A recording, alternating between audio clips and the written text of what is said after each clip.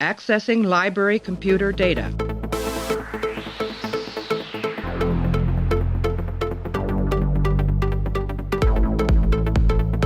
Out there are no saints. Just people. Hey everybody, welcome back to the show. We're continuing our run through of Star Trek Deep Space Nine. Right now we're up to the episode called The Adversary. It's the season finale, the end of season 3, episode number 26 of the third season. First aired on the 19th of June, 1995, written by Ira Stephen Bear and Robert Hewitt Wolfe, directed by Alexander Singer. In this episode, a Federation ambassador brings newly promoted Captain Sisko orders to take the Defiant on a patrol of the Senkethi border, where a destabilizing coup has just taken place. But everything is not as it seems. Clay, you must have loved this one because you love John Carpenter's The Thing. I love this episode for two reasons. One, phase. Two, rifles. Phase rifles are always a good sign. This first Star Trek to have a weapon with a trigger on it is this episode's claim to fame, I think. Which is now, a nice little are these are different than the phase rifles that show up in First Contact, right? I think so. Because they look like they cost about $3 to make. They sound like wet cardboard when a character catches one. It's just kind of like it crumples in their hand a little bit as they're holding onto it. Yeah, at first I was like, oh yeah, phase rifles. They must be I wonder if they're just the same prop from First Contact. And then I was looking at them and going, no, it looks like they just put a wrapping paper tube on the back of a phaser. We're up to the season finale of season 3. It feels like it takes forever to get to these places, but then you end up where you never thought you were going to be. It's called The Adversary. We're going to take a break. I'll play an audio clip, and we'll come back and break it down. Captain, I just want to say that I agree with what Chief O'Brien said about your promotion. It's about time. I appreciate the sentiment, Commander, but it really doesn't change anything. I have the assignment I want, I have the crew that I want. The rank doesn't make much difference. You'd be surprised. People don't enter Starfleet to become commanders, or admirals for that matter. It's the captain's chair that everyone has their eye on. That's what I wanted when I joined up, but you don't get to be a captain wearing a gold uniform. You could always transfer from security to command. Then who would protect the ambassador? All right, Clay. So we talked about in the last one, Facets, we talked about how the season kind of seems like it ran out of money on some level after the dies cast in Improbable Cause, and they had to coast for a couple episodes to get to the end of the season. This one feels that way, although originally this episode was going to be a much bigger scale. So we're at a very interesting, just a little bit of history. We're at a very interesting point of DS9 because this is the start of this episode and into the fourth season is the start of the executives in charge of production starting to get more involved and become upset with the way that ratings were going for the show. And this was not the plan for this episode. This episode originally was going to be a 2-parter cliffhanger. And interesting. The production executives, for some reason that's not clear, I can't find it anywhere, decided that they did not want a cliffhanger. And they said you have to do something self-contained and keep it to this season. This is going to tie in with the fourth season, which in my opinion is maybe one of the strongest seasons of Star Trek that's ever been done, but it ties into our thing here of, we've mentioned before about how sometimes the best creativity comes from restraints on people. Yes. And season 4 was heavily restrained with what the creative staff were allowed to do or what they were told to do in terms of a story. And it ended up reining in their options, and I think it ended up in one of the strongest episodes. So this episode is kind of similar to that. We're not in season 4 yet, but it is it's not a bottle episode because they built a lot of sets for this that we've never seen before. Like the Defiant engine room is something we've never seen before, but it's a very contained episode that's pretty effective in my mind at portraying what the Changelings can do, how the Changelings go about their business, and how fighting an enemy like the Changelings can cause your side to fall apart under paranoia that's involved with the Changelings. What did you think about this one? Yeah, I thought it was great. Yeah, it's basically just John Carpenter's The Thing, but in Star Trek, which is, I'm never going to say that's going to be a bad idea. Right. More shows should just make a John Carpenter's The Thing episode, because it almost always works. Yeah, I thought it was good. It was another great example of rushing towards something that you never see. Right. Yep. But yeah, I thought all that. Yeah, the coup and all that kind of stuff. Which I guess isn't there to see in the first place, right? It's not there at all to see. That's true. Yeah. But yeah, I thought it worked pretty well. I liked the fake out at the end with the blood thing. That was good. I did think once Odo I feel like Odo dropped a couple really important ways you can distinguish who is a changeling, like way late. First of all, like apparently they don't sweat. Yeah. Where I feel like they could have used that one as a way really early, just like get everybody in the same room and see who's not sweating their ass off. I was surprised that didn't come back. How did that not come back? Yeah, it's a weird detail to bring up and not have it come back. Maybe there's a scene they cut or something. And the blood thing, feel like before they start like going hallway to hallway, using these repolarized phase rifles or whatever the hell they're using, Odo should have been like, we could actually just check by everyone's blood. And then, this would be done in about 20 minutes. It's, although that's true, although the changelings are very good at escaping from whatever situation they get put into. That's true. I guess. That is true. It's, I agree with you. The blood thing seems obvious. I like the way that they play it off where the changeling just becomes the vial as well. Like, so he shapeshifts into the vial and then his blood, he pretends to be changeling blood. Is that what he did? I actually didn't even piece it. I thought he just had a different one in his hand or something, but that makes a lot more sense. He's shapeshifted into the vial. So that's how they got around it. That works. And I really liked, in a payoff that I wasn't totally expecting them to go this route. I did like the setup of Odo talking about how changelings. This is a really good Odo episode for a few reasons, and very in subtle ways in some ways, and more overt ways in others. Like setting up, talking about how no changeling has ever harmed another one. Yep, they keep mentioning that. Yeah. Yeah, and then on top of that, him saying that in all of his years of being a constable, he's never had to use violence and he's never had to kill anybody. He doesn't plan on starting to do it now. And even, I thought there was a great line when it was him and, what's his name? Eddington. Security Officer Forehead there, whatever his name is. Michael Eddington, yeah. Yeah.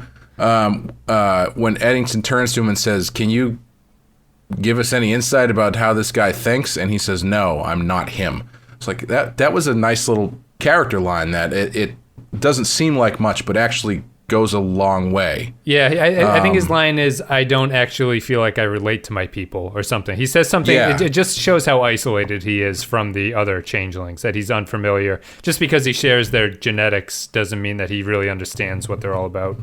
Yeah, and then to end it with him killing the dude, and they do it in such a way where he does it because it needs to be done, and only afterwards does he kind of recognize exactly what he's done. I thought it was great. Yeah, I thought the really good Odo stuff in this episode.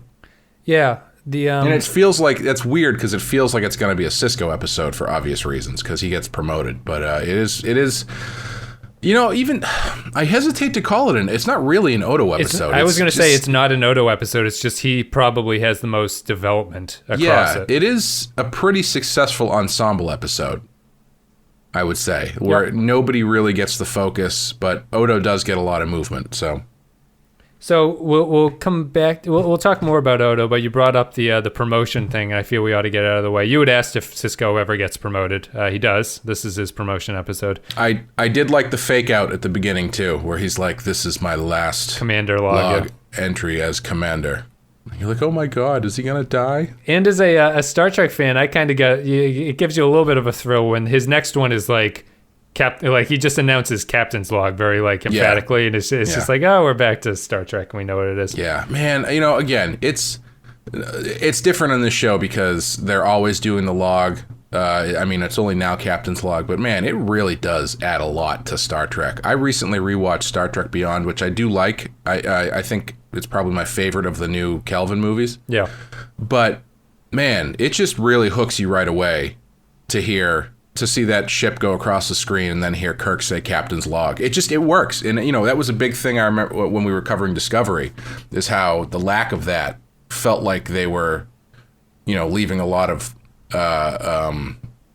leaving a lot of story opportunity on the table, and just like it's the easiest way to get you into a Star. It's the one thing that people use as a joke that instantly reads as Star Trek. If you're going to make a Star Trek joke in some show, they say Captain's Log or something like that. Right. Yeah. Well, to sort of put a point on it for people who aren't familiar, we were saying that in Star Trek episodes, it's helpful to use the Captain's Log because you're dealing with something sci-fi that is made up, basically. So yes. The Captain's Log allows you to summarize what people have just seen on something, like it'll be like, or to explain what the setup of the episode. We're at this planet, we're negotiating a peace treaty.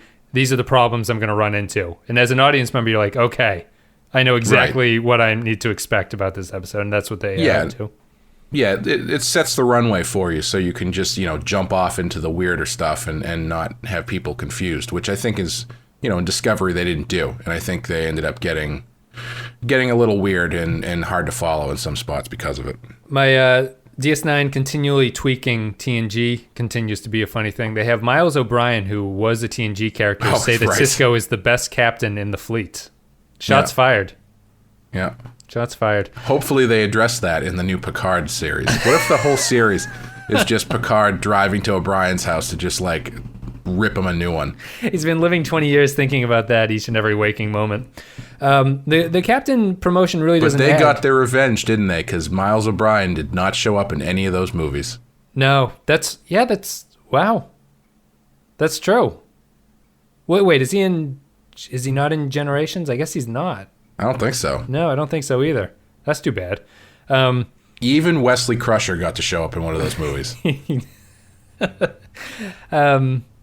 The captain promotion doesn't really do anything in this episode. Right. It's not about that.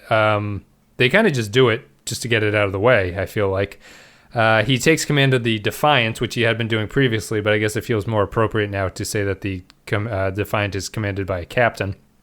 Not to go on a tangent about the captain thing, but there is a line in here that I found interesting, and I wonder if it's a little bit of an insight or a musing on what draws people into Star Trek to some extent, because... You mean audiences or characters in the universe? Audiences. Okay. What the hell's that guy's name again? Eddington. Eddington. They have a great scene with him and Sisko have a great scene together. Yeah, and he says to him, nobody joins Starfleet hoping to become a security officer or and everyone is there always to be captain. And I wonder if it is interesting how, I mean, obviously in this series, Sisko is a commander, but you don't think of him as a commander, you think captain. And I wonder if him being a captain really does make a difference as far as the way that you perceive the show. And I wonder if Star Trek shows in general, there always needs to be that captain character, because that is sort of like the inroad for Star Trek from the audience, is the captain is the main character, or is always there. And I don't necessarily know if that's a necessity, but it seems to be a constant, which is interesting. I wonder, because the way that I started talking about this with more executive insight, I wonder if that's an executive note almost. Why isn't he a captain to match the other series at this point? Because it doesn't add anything. The episode is not... You could have not had that promotion, and this episode is exactly the same as it would have been with his promotion being a part of it. Maybe they were just thinking ahead and thinking, well, it's not going to sound right at the conventions when we introduce Captain Kirk, Captain Picard, Captain Janeway, and Commander Sisko. Yeah, although, I don't know if I'm just used to it. Commander Sisko feels better than Captain Sisko. It does. It rolls off the tongue better. Yeah. But we get a nice little scene with those guys. Everyone's congratulating Sisko. Sisko meets with this ambassador who says that we have to go to stop this coup that's taking place in a made-up place of made-up aliens that we've never seen before. And we head off there. The ship, the Defiant that they take, is sabotaged halfway through, and then it is revealed that a Changeling is on board. Before we get to the Changeling stuff, I guess, which is the meat and potatoes of it, I did want to talk about Eddington here. That's a very good scene between the two of them where they're talking about command, and Eddington says, then I can't switch because then who will be security chief? Right. It's a more cynical look at the Starfleet and Star Trek universe that DS9 tends to do. This guy sort of feels trapped by his job on someone. Like he's not in the place that he wanted to be, and that's not the way the Star Trek characters are portrayed. Everyone is where they want to be at some point, and Eddington is not. He's done differently. And that's a consistent character beat throughout his entire thing, where when Sisko gets his promotion, Eddington has the line, well, as someone who is obsessed with rank and stuff, I'd like to congratulate you as well. So they're building Eddington in that way. Eddington is very interested in the mechanics of Starfleet and the sort of the promotion and the chain of command and everything like that. I like the character. I think he's odd. We mentioned in Improbable Cause was when he was reintroduced to the Dice cast. He hasn't been around for a while. He's apparently been there, but we just never see him. And he's a good character to bring in. I think this show, a strength of this show is the secondary characters in a way that TNG was not really that way. And I think that all the secondary characters are pretty well done on this show to this point. Yeah, he's there. And I mean, if you think about it, we've spent much more time with all the surrounding cast than Sisko. At least that's how I feel anyway. I feel like Sisko is not that much more of a prominent character than everybody else. It really does feel like an ensemble. Yes. Yep. And as far as Eddington's character, you know, I guess it is more cynical, but I wonder if it isn't just the way that his character specifically, I don't know if I would say it's a cynical comment on Starfleet or anything, but I wonder if it's just more his character, because we've run into stuff like that before, not exactly the same thing. Like the big criticism of Riker was always that he could be the captain of his own ship 10 times over. He just chooses not to be. Yep. And Eddington, if you're going by that same sort of logic, I wonder if Eddington it's less of a cynical reading of Starfleet and more that maybe he has some sort of fear of success, or something like that, where he could change over if he wants to, but that would have to disrupt his life. Oh, see, I'm probably reading more into this character than they ever get into with him. But no, Eddington is very important. Eddington is a very important character. So it's good to discuss this and see where you stand on him now. But Eddington, see, it's interesting you'd say that, because I feel that the TNG universe portrays it as totally Riker's choice, that this is not happening to him. Right. And Eddington, I get the sense more he's gone down this path and it's now too late. He can't make that change at this point. Yeah, I can see that too. And I think that that's slightly more of a cynical. It's more that people are... It feels more realistic. It's more like if you've gone down this path, you can't just sort of uproot yourself and move into this whole new different thing. But you get the slightest bit of disenfranchisement with Eddington that Riker doesn't have, because Riker is choosing to do what he wants to do. And also, I mean, he is someone who says he's obsessed with rank and command and everything. And I mean, that tells me that he's going to choose doing his job over anything else that he might feel like, he did in the Dice cast, right? He obeyed. Right, he exactly. Yeah. Like, in order for him to switch over, he would have to abandon not abandon his post in the literal sense, but you know what I mean. Yeah. And to him, he's not being a good soldier if he switches. To him, doing the job that he was assigned is the important is what he brings to the table. It's the important part of him being in that job. Yeah. It's nice. It ties into Sisko's thing. They've basically forgiven him, right? I mean, it was a little clunky when they forgave him in the Dice cast, but you get a little bit that was really strange. you get a better sense here of he's not.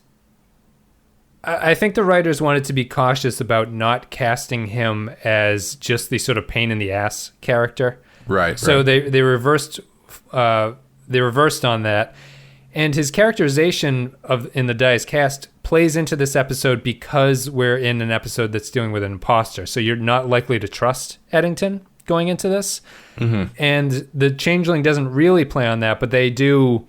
When they believe that it's Eddington, everyone is like, oh, it's definitely this guy. Like, he's definitely the Changeling. So his sort of characterization, even though he's supposed to be a different alien species, I think the personality of him ties in a little bit. And as an audience member, you're watching it going like, I don't really trust that guy. In this series of imposters, I don't know. I wonder what Eddington is up to and stuff like that. They could have done a scene that mirrors the one in the Dice Cast, and he's like, well, you're right. I was the Changeling, but I'm not anymore, so we should probably work together. Was there anything else besides? I mean, otherwise, it's really just kind of getting into the tone of the episode and the Changeling and everything. I really like, we always make fun of Star Trek episodes that are just running down hallways and shooting. Mm-hmm. I think this is the episode that disproves the rule or whatever. It's the exception that proves the rule, I think, because this is well, there's no running in this one, really. It's sort of just like confronting people in hallways. Sure, it's a lot of power walking. They are sweating a lot, so they must be power walking at least somewhere. But I think that I think it's a really effective. It's a really good use of the Defiant too, because doing this on the station wouldn't make as much sense. It's very claustrophobic on the Defiant. It's a very small ship. Yeah, I still don't totally understand the layout or how big the Defiant is, but it makes a lot more sense than DS9, yeah. And so what did you think of the paranoia is a big aspect. So we can get into the Changelings here, which basically stems from, we're getting a lot of information about how the Changelings work, right? In the search, we learn that they like to learn what their enemy thinks and how they'd react to a certain situation. Mm-hmm. We know that they are observers, and that ties into that. We know that they are willing to do the long con with what they did against the Cardassians and the Romulans, where they laid the trap for the entire season until it panned out and they were able to sort of get an advantage over those two. Mm-hmm. And then in this one, we learned that maybe the most obvious aspect of being the Changelings is that the Changelings are able to infiltrate places and become. We learned here that the Changelings are. I think this is the first time they've ever said it. When they change into something, they literally change into it. Like, so if he turns into a rat, he becomes a rat. When they sit around the house, they sit around the house. They sit around, which is good because I think that's an important rule. They are an entire race of your mama so fat jokes come to life. I know, it's like the 90s just coming back at me full blast. It's nice that I think that was an important rule to establish just so that you can't scan them. You can't scan the chair and say, oh, there's a changeling. So they are very good at fitting in. They are perfect shapeshifters, unlike Odo. And the way that they're a super effective enemy in this episode. Like, one changeling basically is unstoppable until he has to expose himself at some point because he needs to do his plan. What'd you think about the changeling development here? I thought it was good. I thought it added a lot of really interesting stuff and had them. It presented them in a way, a threatening way that they really hadn't been presented up to that point. Like, they, at least from what I've seen, like they've never really been specifically involved in active antagonistic stuff. It's the most aggressive shapeshifting we've seen. I guess that's what I mean. Yeah. Like, the last one that we saw was the guy from Seven was a Romulan who turned out to be a changeling, who never changed back. He was just a Romulan the entire time. Right. And there he was like, he wasn't being aggressive. He was manipulating the situation, but in a much more puppet mastery kind of way. And even any time that we've run into, was that female changeling who is that Odo's mom? Is that the implication? I can't remember. No, she's not. Okay, well, anyway, her or even the first time on the planet, they're not specifically aggressive.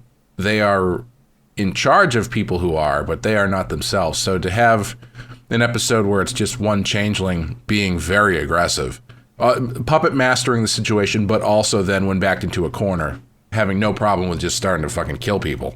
Yeah, I mean, although he doesn't really kill any, I suppose you could still say that they prefer not to get their hands dirty because... Well, he killed that one guy. Who did he kill? The guy who was going around with Sisko. He choked him to death. Oh, is that guy dead? Or was he just... I think so, because every time they kept showing him, he was laying there with his eyes open, so I assumed he was dead. Maybe he killed that guy. I guess it's tough, because Sisko checks his pulse, but he doesn't really say anything after that, so maybe he's dead, maybe he's not. I thought he was dead, so I thought after he checked his pulse and he was like, Sisko, instead of doing the thing and he's like, man down, blah, blah, blah, he's like, dude, I'm going after the Changeling, and just leaves. You're right, yeah. Oh, that's funny. I actually thought he was alive, and he was saying, like, he checked his pulse to realize he was alive and knew he could leave to go Maybe that's what it was, but I could have sworn he was laying there on the ground with his eyes open. See, I think that Which is the universal symbol for dead in movies. I think that the... Yeah, you either fall off a bridge or your eyes are open, or you do the two of them to make sure that people know. Yes. I think that Or sometimes, in Star Trek, bridge falls on you. I think they're probably limited story-wise in what they can do here, but they have to kind of work in the fact that the Changelings don't just go T-1000 and turn their arms into blades and cut everyone's head off at some point. You know, like they...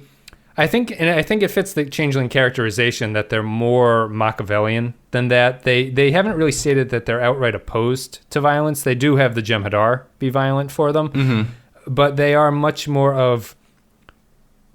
They're much more above that. They almost look down on it as sort of like a lesser species would be doing this, and we're above it, and we're just going to kind of manipulate the situation into something that we can take advantage of.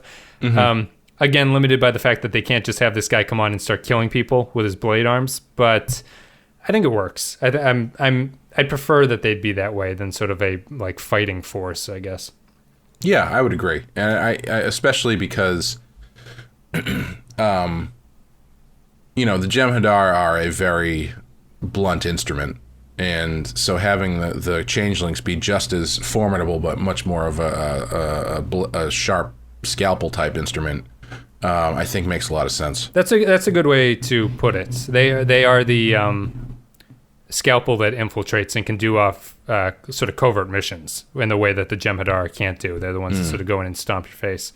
Now, based on the ending of this episode and the little I cheated ahead and watched of the next episode of season 4.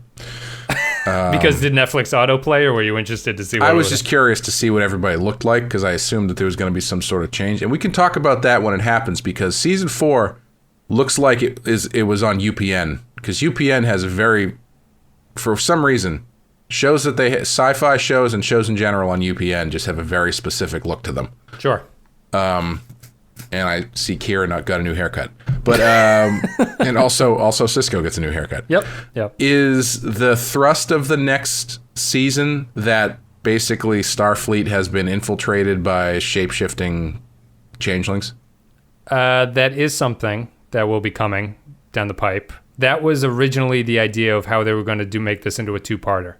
Oh, I see. Okay. This episode is going to take place on Earth, and Sisko would learn that a changeling infiltration of Earth and Starfleet has happened. Yeah, because I was thinking there's a Marvel Comics villain called alien race called the Skrulls, and they're mainly Fantastic Four villains, and their thing is they're shape changers, and they can, do whatever. Yep. They can, change and mimic powers and stuff. And there was a big crossover event a handful of years ago called Secret Invasion, where they found out that, up to half, I think, of the Marvel Comics heroes had been replaced at some point with Skrulls. Right. And it's a really good idea. So when you have an opportunity, you have a character like that where you can... You never know when it could turn out that one of these guys ends up being a shape changer or a changeling or something like that. It's a really easy shorthand to ratchet up your tension and stuff, and it's a good idea. I think what the MO of the changelings and what they kind of do here is the shape-shifting is because they're not going to be the force that goes out and cuts off heads. They're going to play up the paranoia aspect of what the changelings can do to places. Mm-hmm. And the changeling MO is to just cause chaos beyond the other side. They say that in this episode. What the changelings are trying to do is get the Federation into a war with someone else so that they are distracted from what the Dominion threat would be coming through the wormhole. And the paranoia aspect fits much better into Deep Space Nine's ethos and sort of tone, where definitely, yeah. The parent, not to spoil it, the Klingons are a huge part of season 4 next year, And the Klingons, and we've talked about this before, all of the species have different reactions to the Dominion threat. And what the Changelings are going to do, as they do in this episode, the Changelings are very interested in breaking down alliances on the other side of the wormhole. They're trying to do that here. This is basically the thrust of like how they sort of work as a force until the actual Dominion War starts. Mm-hmm. And I think that the paranoia is interesting to me because this is based off of, it's kind of a John Carpenter thing, but Star Trek doesn't really do paranoia. On TNG, paranoia wouldn't make sense. The cast and the crew trust each other on TNG. DS9 is different. You've got characters you haven't really been familiar with. Eddington betrayed you before. You don't really know what Odo's thinking. We've had the Dice Cast episode where to reveal that Odo just wants to go home on some level. And I think it's kind of neat, and it's something that's very unique to the series. Just this kind of, you can never be sure of what you're doing. And we watched a whole bunch of season 3 episodes that were all about identity and how do you identify and what does it mean to identify that way. And the Changelings are kind of a natural extension of that. Yeah, I always find it interesting, or I should say I am finding it interesting watching this show, how, I don't think that what they're doing on Deep Space Nine is in any way betraying the ethos of Star Trek, the concept. Yeah, some people do think that. Some people think it's too dark. I don't think that it is, because I think Deep Space Nine is presented, the setting and stuff allows you to, they are so far removed from everything else and so out on the fringe that it allows you to test the boundaries of the Star Trek concept and the ethos in a way that is realistic. Not everybody's, we've said this a million times, that, not everybody is going to be, it's not just a Starfleet made up of Gene Roddenberrys where everybody is always on the same page at every moment. The further you get away from Rome, the less you're, I can't finish that metaphor, but you know what I mean. Like there's, right. It's like the further you get away from the source, you're going to have more external pressures testing your resolve. Yep. And so I think it makes perfect sense for them to have, especially when you've got something like this where they're not, Deep Space Nine isn't out there trying to spread the gospel, so to speak. They're in one place, and the external forces are pushing in on them. Yeah. So it makes perfect sense that it would breed this paranoia and test the boundaries of what Star Trek is and all that kind of stuff. And I think that's an aspect of it that is not necessarily understood when they've tried to do that since. I think Deep Space Nine was a fairly unique opportunity for you to test the boundaries of the concept, but still have it make sense because the setting is so different. Yeah, and I mean, I'm still struck by how much the characters argue with each other on this show. They fight with each other in a way that we haven't seen on other Star Treks. Like in TOS, they kind of did fight, but TOS was just kind of fighting about the job, sort of. The DS9 fights feel a little bit more personal. Like you'd always have Bones and Spock arguing about the best thing to do, but the DS9 characterization is, even when they're just kind of relaxing, playing darts, they're arguing with each other, which is more natural feeling. And it also allows you to do this kind of paranoia build-up, where if you inserted the paranoia stuff into like a TNG, it would feel so abrupt to get to that point. You'd almost assume that an alien influence had taken over their minds or something, which maybe was actually a TNG episode, but it wouldn't come naturally from the characters knowing each other, because the universe is not set up in that way, and it's a little bit different here. Right, and everybody who's on the Enterprise, who serves in the Enterprise, has the same goal in mind. So that unity makes sense. But on Deep Space Nine, you've got Starfleet people who are serving alongside of Bajoran people, who are serving alongside of what is Odo? What is his allegiance to? Like, he's a Bajoran security officer. He is, okay. I thought so, because he's got the same pin and he wears like the brown version of Kira's suit. Yep. And then you've got civilians like Quark. Yeah, you've got civilians who are there who have no, they've got no dog in the race other than their own. So it makes perfect sense that the atmosphere would be not more competitive or antagonistic, but that there is a little bit more, there are more variables, Yeah. Which makes it interesting. I mean, you can't just keep doing the same thing over and over again. I mean, maybe you can. Who knows? But I guess that's the definition of episodic TV. But well, how do you feel about the serialization of the show at this point?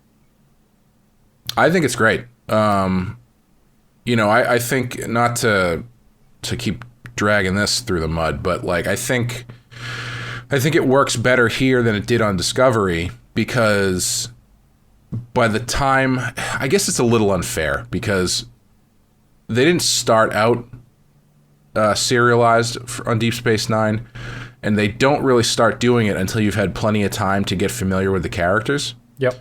Whereas they were serialized from Jump Street on Discovery, and so focused on plot, or cramming so many different plots into every episode to the point where nobody knew what was going on, that they didn't have any time. I think that was one of our big critiques, is that they just didn't have any time to spend with any of these characters to make you care about what the hell was happening. Yep. So Deep Space Nine definitely benefits from having, by this point in the series, I mean, haven't watched every episode, but I've watched enough where I understand pretty much how all of these characters operate, and so I can track them from episode to episode and see how they change and how their relationships change and stuff like that, which is they just can't do on Discovery, or they haven't done. Yep. Yes, it needs to be. Yeah, Discovery needs to be smaller. You could arguably say that DS9 could be bigger, just because of the amount of episodes that you see in each one. Discovery story needs to be pared down, where the DS9 story could be bigger. I'm glad but the change would have been too abrupt if they went bigger. DS9 is a halfway point between the TNG model and sort of modern television. Yeah. It's still relatively self-contained, but as you're noticing, we never had a situation in TNG where you came in after 5 episodes and I had to catch you up on one. Right. It's like this character is never going to come back and you're going to be curious about it. But like Bareil sticks in my mind. You miss his death and you're like, oh really? He died? Because they bring him up in 5 episodes after he's dead. Right.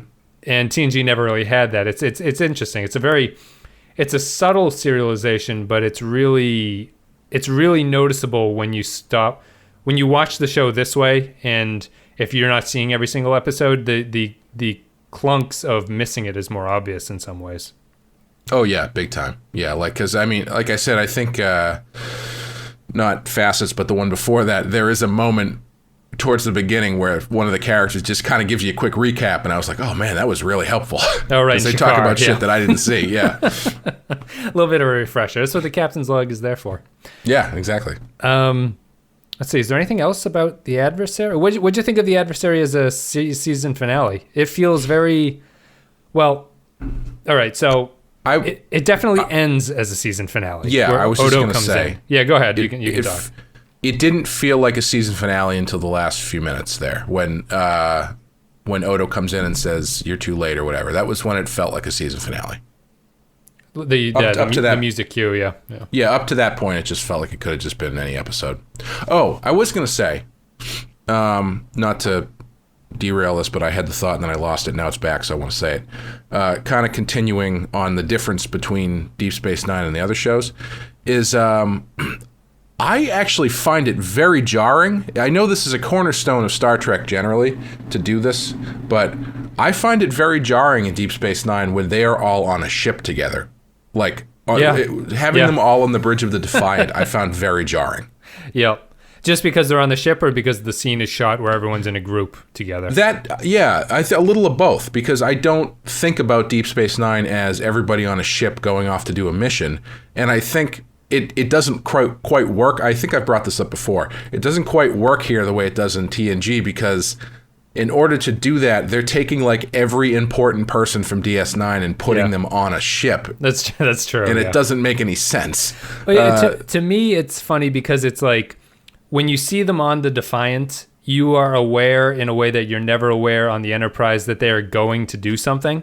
Yes. It's basically if you shot a movie and you saw all the characters in a car and you filmed them driving in the car. Yes. It feels very where the Enterprise is more the place just moves, so you're used to seeing them get shuffled around between places and you never think about it. Here, whenever you're on the Defiant, you're like, all right, we're killing time until we get to some place, and then we're going to do something when we get there. Yeah, and the engine of the show is not everybody on a ship going from point A to point B and encountering something, some conflict in between. That's not what drives the show. So when they do it, it does feel very out of place. Would you say it's a bad out of place, or would you just notice it as sort of being unusual? Yeah, I don't know if it's bad. I don't think I prefer it. I don't think I prefer them on a mission like that. Yeah, I think I'm actually the same. I haven't really thought about it, but it is obvious when I was. It only happened for me in this episode. The segment before they realize that they're being sabotaged is like that, because once they're sabotaged, it's kind of a different feel to it. Right. But the thing where they're sort of settling in on the Defiant and flying off somewhere, it does feel very, like family vacation-y, sort of. Yes, like it's weird that they're all there and they're all hanging out, and Odo's standing in the back with his arms crossed and stuff like that. It's interesting. But yeah, to speak to what you're saying about the season finale. Yeah, I think it's a great episode to end with, I guess. I mean, it's a really good episode. I don't think it feels like a season finale until the end, but I don't feel shortchanged because they ended their season with this. I still feel like the natural season finale was that two-parter. Yes, yeah. And everything after that just doesn't feel like it. Just, I mean, I guess that's part of the problem of having this sort of structure that is episodic but also serialized, because you've placed this big climax point earlier in your season, and then everything after that just feels kind of like treading water, even if what they're doing isn't bad. Well, here's my question for you. Would you have, if you had gone from Dai's cast, right? Lovok reveals that he's a Romulan who's actually a changeling. Mm-hmm. If you had gone from that to Changeling infiltration, would you have been like, that happened very quickly? I feel the episode's important because I need to get a little bit more of a primer and a reminder that the Changelings can do this, I think. And I don't think that you get enough of a sense that the Dai's cast is like, some people complain about the episode saying that we already know the Changelings can do this because we've seen them do it in the Dai's cast. Mm-hmm. I kind of disagree. I feel I appreciate the subtle reminder that they are capable of doing this and that they are out there. And any bigger of a step in the development of their storyline would feel too abrupt to me. That's fair. Yeah, I was actually thinking about whether or not you could put this episode before the two-parter. Because I feel like that what Odo says at the end is, I mean, it's a big deal, but it's still also kind of vague enough that you don't really need to follow it up immediately. Yep. So I wonder if doing this episode and then maybe dropping in another lesser episode and then ending with Dai's cast, or the two-parter there, would have made more sense. I don't know. I shouldn't say make more sense because it's all relative, but yeah, I think it would have. I think the twist of Lovok needed to be something that we hadn't seen before. Like that someone needed to be played to the extent that they suffered that big catastrophic loss because they hadn't really considered the fact that Changelings were doing something like that. Right.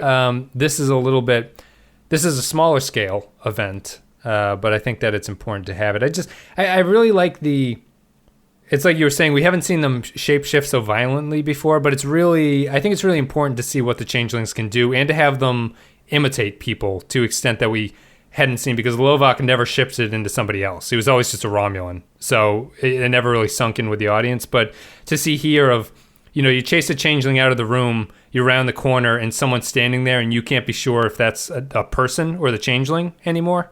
Yeah. I think that's just kind of... I think that was necessary to show on some level. It was weird that they introduced that blue guy like so late into the show, and then he ended up becoming such a pivotal character. Like, he doesn't show up until they have that like big meeting about halfway through. Yeah. But everybody else on the crew has been there. Like, it's just weird to insert that character so late, unless maybe they were trying to do that to make you think, oh, clearly that's the changeling because we've never seen him before. I don't know, but I think it was done intentionally. Well, they needed characters first and foremost, but I think it's done intentionally by you as the audience are unsure what to think about this guy who you've never seen before. Yeah, I think it's just that he is so visually jarring. Yeah, that I think he might, like, if that had been any other normie in a Starfleet suit. I don't think it would have felt that weird to have this random character, but I think it's because he clearly is a big makeup job that he stands out. So, last things before I have one minor point, and then we'll get into the final points here. Did you have any problems with what the changeling knows? Did you consider it? Did you think the changeling knew too much information? Refresh my memory on what he knows. Well, the sort of odd example that sticks out to me is when O'Brien is there and Odo's like, Chief, we went kayaking. And the other changeling goes, you ate rabbit stew. Yeah, that was kind of weird. I almost felt like they were kind of banking on O'Brien not remembering exactly what he had because Odo says you ate this, and then the other guy goes, and he forgot to bring a fork. Everybody can find that out. If I was O'Brien, I'd be like, did I forget to bring a fork? I don't remember that. That would have been a better way to play it. How would you even figure that out? Like, is there like a public access video log where you can like type in and see, oh, O'Brien, he's there eating lunch and he forgot to bring a fork with him. Yeah. Why is that knowledge that everybody would have access to? Or just some other character chimes in and goes, God damn it, everyone knows that O'Brien only eats rabbit stew when he goes kayaking or something like that. I don't, that's what I mean. I don't know. I saw him eat 4 of those giant popsicles. Everybody knows he eats those giant popsicles. The jump just sticks. I don't really have a problem with it. I don't know if they needed to have a scene that would kind of explain. I mean, some of it I can get away with. The O'Brien stuff just sticks out to me. Like, the changeling, when he abducts the ambassador, I understand that there's time enough for the changeling to learn what this guy would do and how he would sort of go about his business. Yeah. He's been on the ship, so I can understand him imitating Bashir well enough.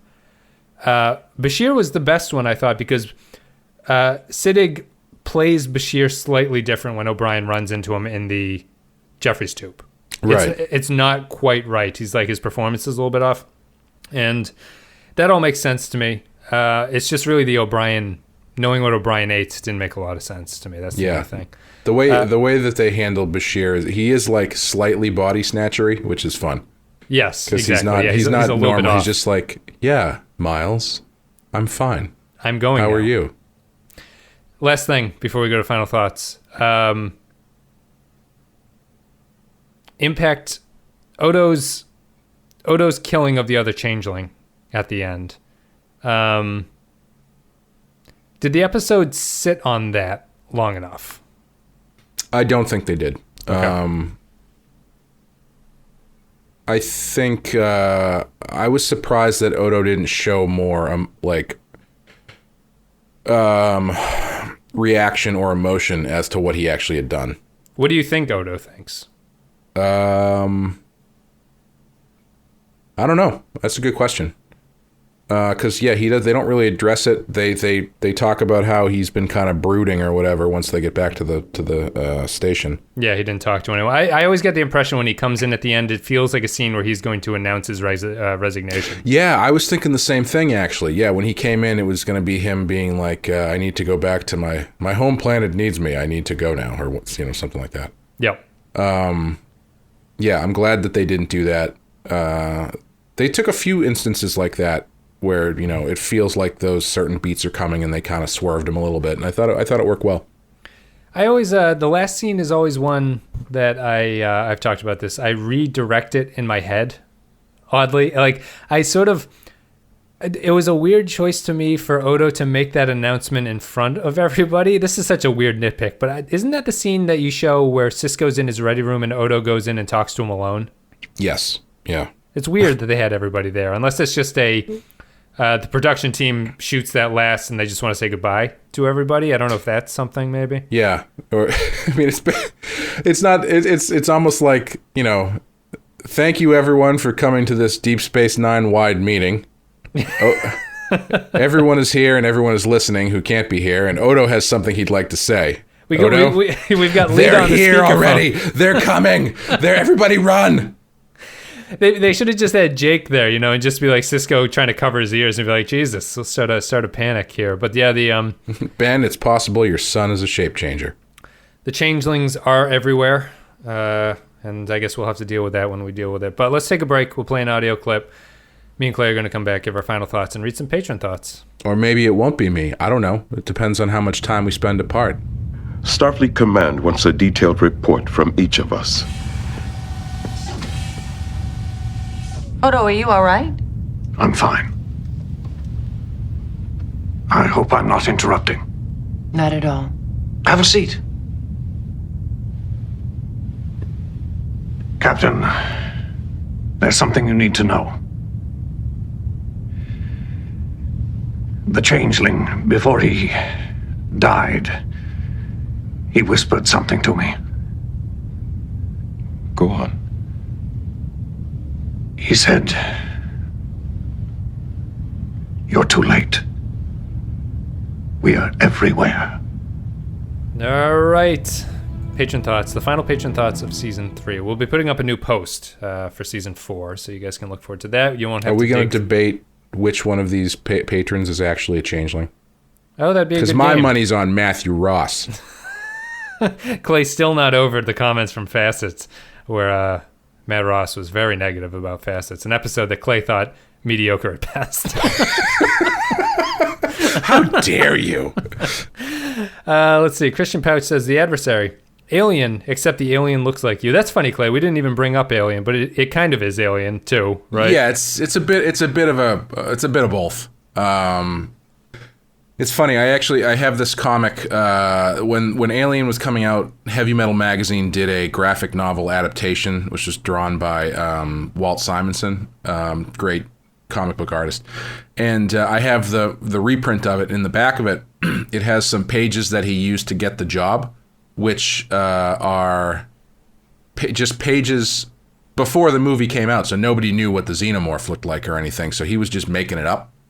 And it's a much more kind of like, spindly, like long-armed kind of alien thing. So I was actually kind of thinking about that while I was watching this, how it fit. Yeah, it felt like that early version of Alien, a little bit of the Thing. It's good. It's a nice mashup. And now we're on to Sisko's Beard 2.0. Honestly, I think the Beard 2.0 actually came in before this episode, Christian, so open your goddamn eyes. Honestly, there are problems. A lot of the security procedures are pretty lax. Is the Defiant actually big enough for all that's running around? How do they not have a secret code phrase? How come they can't just pull the power cable and drift until they're picked up? But it also has a lot of great things. The tension from the Changeling threat, the feeling of powerlessness from the computer takeover, the action of chasing down the Changeling, and the drama of not fully trusting those around you. The implications of Odo killing his fellow Changeling aren't immediately apparent, but the threat of we're everywhere certainly is. Now that we've spent the last 40 minutes chasing just one around. Sets up Do you think there are too many people on the Defiant for this episode? Yes, there are.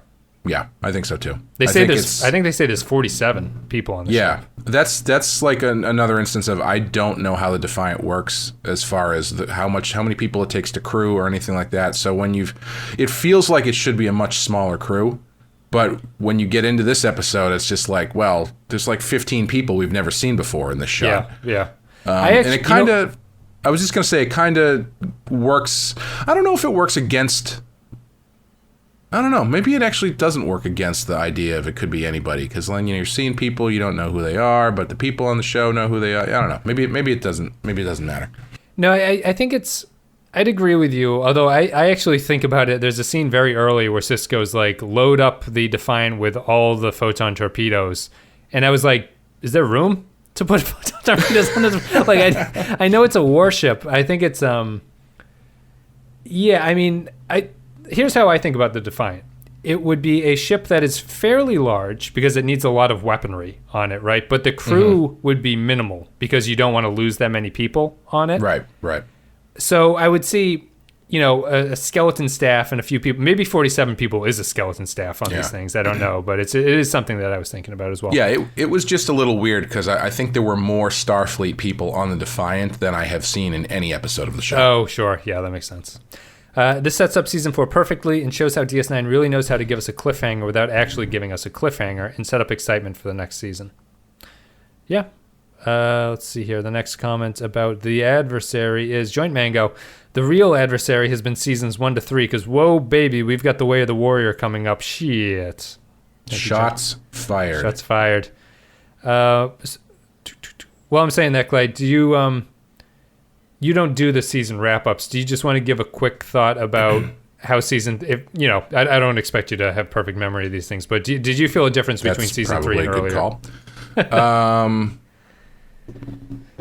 Did it feel substantially different to you, I guess? Yeah, I would say they're definitely taking some strides forward, and they're kind of narrowing in on what their thing is going to be a little bit better, I think. Yeah, character stuff is good. They've created this Adversary that they're clearly going to be following up on, and they're getting good stuff out of it. Like, it would be much different if they were setting the stuff up and it wasn't working, but it seems to be working pretty well. I really noticed the lack of sci-fi B-plots. It's like night and day. Like, they're all kind of sci-fi B-plots, but they don't have this, like, quantum singularity off the starboard bow, like it erased all of our memories kind of stuff. Like they've stopped doing those stories. Neil Brennan says, the Adversary, here's one thing Discovery got right. At least their party and Magic to Make the Sanest Man Go Mad looked fun. Trek parties like Sisko's promotion party here always looked like post-funeral drink receptions for the shy old uncle that nobody ever really liked. Glad he brought that up because I have a question. He's a Jolly Good Fellow, the song, right? Mm-hmm. Have you heard people sing it where they say, and he's a jolly good fellow, and so say all of us? No, isn't, what is it? For he's a jolly good fellow, if he's a... Yeah, if he's a jolly fellow, he's a jolly fellow, and so say all of us. I've heard that, and it makes me so mad, because I don't know where it comes from. And it just sounds so wrong to me, and Nobody Can Deny is the way that song goes, right? Yes, that's the way I'm used to Nobody Can Deny. And so say all of us feels like you just bought the cereal off the bottom shelf in like the unmarked bag. Was that from Battlestar Galactica? Isn't that what they say on Battlestar Galactica? They say, I don't know. And so say we all. I can't remember where I've heard it, but I've heard it in multiple things over the years, and it just always feels weird to me. Yeah, it's clunky. It's neither here nor there because it doesn't appear in the show, but I just thought I'd bring it up. Did you think the party scene was a little bit low caliber?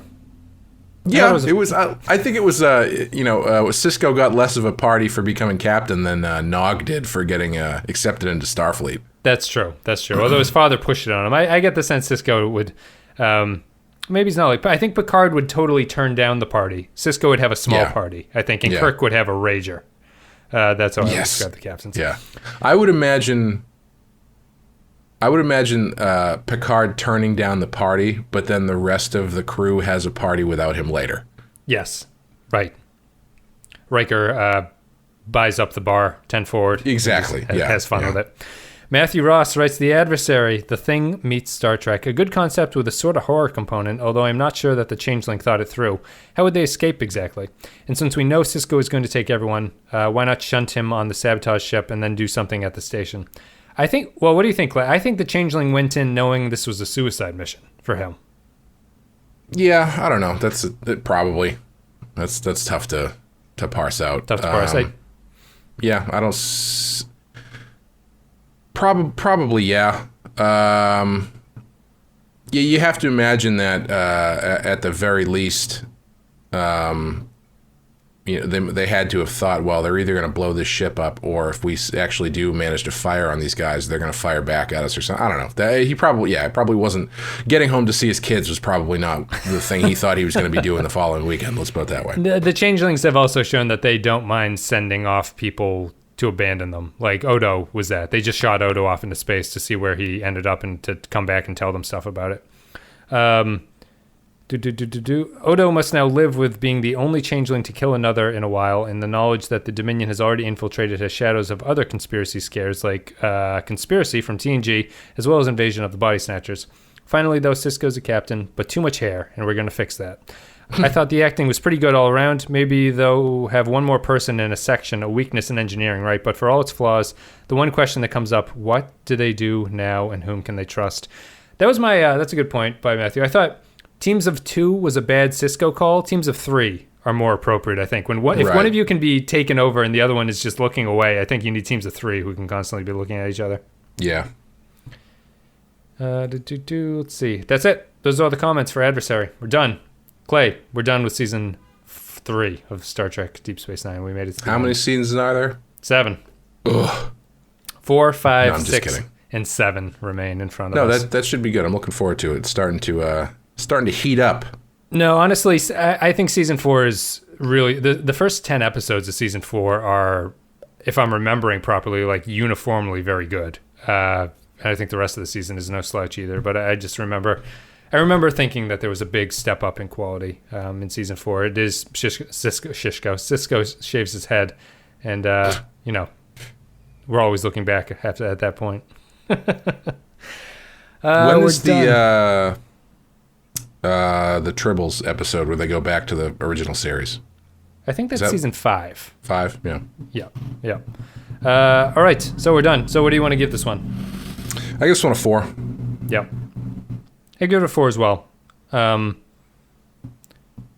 don't know if I expect more from a season finale, but I don't know if I can hold that against this episode. I give this one a 4 more just because I feel like it's a vital episode to watch of the series, and I think that it's important for that reason. Now, I can't remember the season finales from the previous seasons. Sure. But do you feel like Deep Space Nine doesn't care as much about ending on a like a big note as TNG did? Yes, that's certainly the first season is the Bajoran episode, so it's a very calm sort of like Bajoran politics thing. The second one is Jem'Hadar, which is a bigger event. Right. And then there's this one, but it certainly doesn't end with the bombast, although the next couple do end with bombast. Interesting. So it doesn't stick to a formula like TNG does, I guess. They kind of do a little bit of a different thing each time. And it's never a cliffhanger is the only issue. So it's never part 1 of 2. All right, we're done. I'm also going to give this one a 4. I think it's pretty strong. It's a good homage genre Star Trek stuff. It was fun to watch. It's got a little bit of action. It's got a little bit of deception. Fleshes out the changelings, all that stuff. Thank you very much, guys, for listening. If you're on patreon.com/the Pensky File, you can support the show there. All the social media links, Facebook, Twitter, blah, blah, blah. Join the Discord if you want to join the conversation.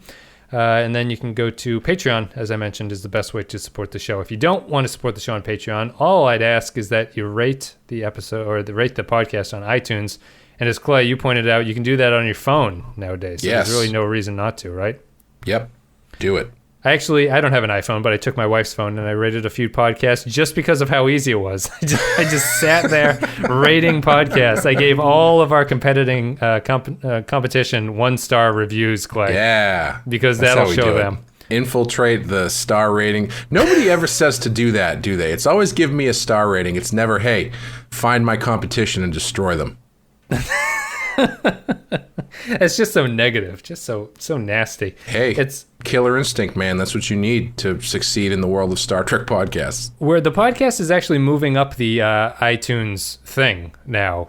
People have been rating it since we asked so nicely, and since the phone thing was revealed, that people have been dropping reviews. It does move us up a little bit. There's a lot of, I think there's a lot of dead podcasts in the way that I'd like to jump past. But if you guys would kindly rate the show. I don't ask much. It's all I ask. We're now the 54th Star Trek podcast out of a possible 200. Yeah, we're on page 3 of the results. So if you have a lot of free time and you're clicking through, you'll eventually find them. You know what we got to do? We got to get someone on the show and just say that they were an actor on the show. Yep. Like one of the side and just be like, yeah, he's got some really interesting stories to tell. And then that'll bump us way up. No, I was thinking because people on Twitter were telling me that I have to attend the Star Trek Las Vegas thing next year. And I don't know. Yeah, maybe. put a Patreon. It is a goal. It's a goal now. Oh, it is. Yeah. Okay, Yep. interesting. So if we get to not an absurd, but if we get to a decent amount of money on the Patreon, I would be willing to go out to Las Vegas. But I was thinking, always thinking about the podcast, Clay, is I would have to go out and just hold a little handheld recorder and ask each of them to say something with the title of the show in the name, and then just write it in the front. Yeah, I bet that's half the people in line for all of this autographs. I know. But I was really thinking about it. It's like I'll make a little card so we don't have the awkward thing of being like me trying to teach them a line without a script in front of them. Like I'd print out a little card, I'd just say, read this, you get one take. I'm not going to ask you to redo it, and then I'm going to get out of your way. My son's a huge fan. Would you mind just saying something to him? His name is the Pensky File podcast. It's a podcast. Just say you like the podcast. The name doesn't make any sense. They're all asking what the hell the title means. Who knows? Anyway, guys, thank you very much. You can check out Patreon. And as always, the Captain Tier patrons will give a big thank you since we're at the end of Season 3 right now. Stephen Cobb, Matt Flores, Samuel Custer, Santos Gonzalez, Robert Cummins, Andrew Carolog, Matthew Cutler, Spinobi, Russ Graham, Eric Johnson, Nathan Elliott, Decker Sebastiani, Neil Brennan, Carry Mobility, Michael Pond, Bradley Killens, Rune Vendler, Jay Stanley, Mike Burnett, Matthew Ross, Ben Douglas, Cal Barrett, Joint Mango, Tarek Latif. Thank you very much. And guys, if you are scheduled to make an appearance on an episode soon, I will be reaching out shortly and we'll schedule something that we need to do. So don't worry. Clay, we're done. Excellent. On to Season 4.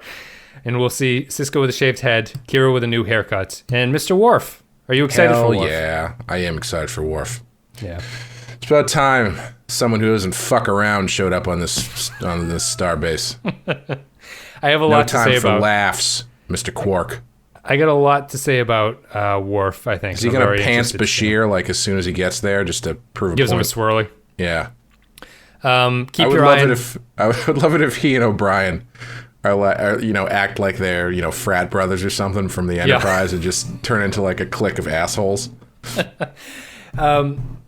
You'll have to let me know when Worf walks on screen the first time who becomes more aroused, you or Chief O'Brien. Just look for the Chief O'Brien scene when Worf shows up because it's my favorite thing ever. That's about it. Guys, thank you very much for listening. We're done with Season 3, on to Season 4. Thank you so much for listening. It means a lot. Much appreciated. Hopefully you enjoyed it. And Season 4 is where the show really starts, right? This is serious business. The war is a-brewing. The Dominion storyline kicks off and all that stuff. And the show has really settled into itself at this point. That's it. Clay, thanks for coming on. Yeah, thanks for having me. Guys, we'll see you next time.